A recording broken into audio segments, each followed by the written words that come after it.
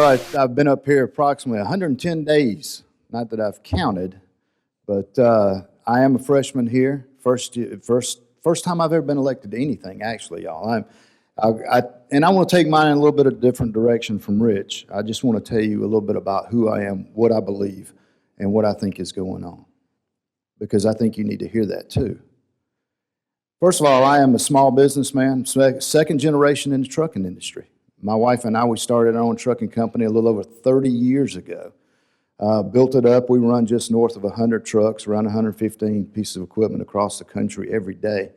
And my wife was fortunate enough to give birth to twin sons, and they're 30 now, and they've actually been running our day-to-day operation for a little over 4 years. So it's given me an opportunity to step out, run for this position, and serve not only the 10th District of Georgia, but Georgia and this country with my values. Our district is actually a good blue-collar district. We actually, I guess most people would know us by Athens, Georgia, with the University of Georgia Bulldogs there. But for the most part, it's just good old hard-working, regular blue-collar folks that get up every day, go to work, want to provide for their families, and be left alone. So we've been up here. I sit on three good committees: transportation, infrastructure, natural resources, and space science and technology. And then they put me on 7 subcommittees. The reason I tell you that is because, y'all, we've been holding hearings. I think there were 2 days in which we held over 42 hearings on each day. So we have been holding oversight in every committee that we've got. And I'll tell you what I've been seeing. It's the same thing over and over again of one of the main reasons that I ran, and that is government overreach. And the fact that you have seen jobs, you've seen businesses close, you've seen financial institutions go down because either the government was overreaching from up here in Washington, D.C. to the point where these people were going out of business, or they were having to sell out, or either they were moving their business overseas to China. And y'all, if we don't get that under control, I'm afraid we're going to be over here eating with chopsticks and speaking Chinese. And it's time to work on that. And that's one of the main themes that I've been seeing up here. I'll give you for a good example. We're looking to go electric vehicles. And in order to do that, you've got to have mining done here in this country. Y'all realize we only have 3 smelters left that are operating in this country? The rest of them have closed down. Y'all realize that the ones that are mining the critical mines in this country, they're sending that product to China. China's processing it and send it back to the United States. Now that doesn't even make common sense.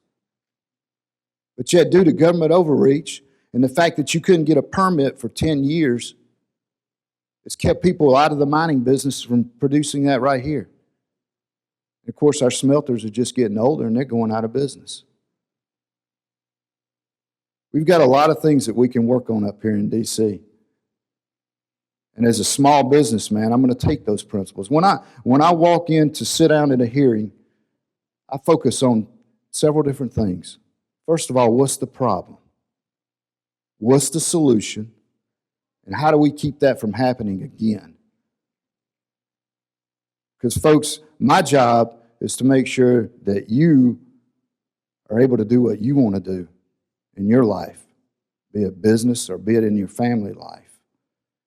And so I can take the 30 years of experience of being in the most regulated and taxed industry out there, the trucking industry, and I can come up here and I can be effective. I'll tell you a story. We were sitting in a hearing, and it was a farmer. Now, I'm not in the farming business. We were sitting out there, and we were talking about waters of the U.S., and I could tell the guy was upset. He was emotional. And so when he got around to me, I said, I can tell you're upset. You've got small kids, right? And he said, yes. And I said, what are you worried about? The fact that they won't be able to farm when it gets their turn, and you won't be able to turn the farm over to them? He said, you're exactly right.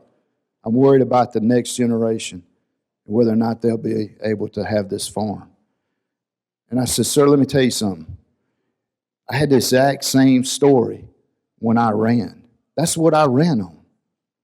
Because I don't believe today that if my kids, or they're not kids anymore, would have the same opportunity that I had to open that trucking company due to the regulations and the overreach of this federal government. So that's what I'm up here to do. Listen, if we can ever help you, we can ever look at anything, please look us up. We're easy to find. They packed all us freshmen over in Longworth, and we'll be glad to take a look at whatever you got going on. And I appreciate your time. I appreciate the opportunity to come speak to you. Thank you.